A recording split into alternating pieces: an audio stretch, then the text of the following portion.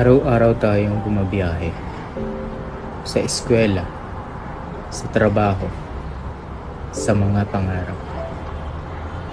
Ngunit habang abala tayo sa pagunlad, unti-unti namang nasisira ang ating paligid.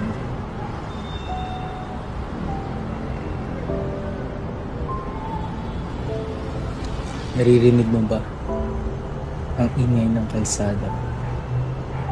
Nakikita mo ba ang usok na ating nilalanghap? At ramdam mo ba ang traffic na walang katapusan?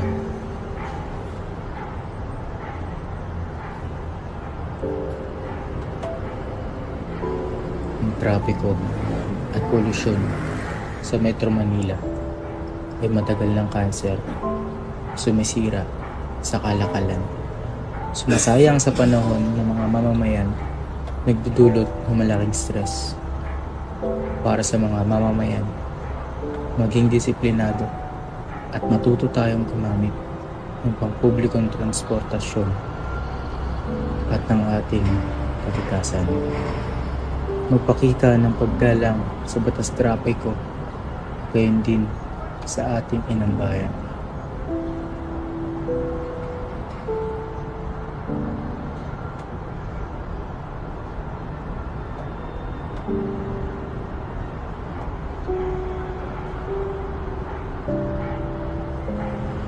Ang ating pagkilos, maaabot natin ng isang kamangilaan na hindi na sinasayang ng oras, pera at buhay ng bawat Pilipino. Tuloy-tuloy ang ating adhikain para sa mas maunlad na Pilipinas.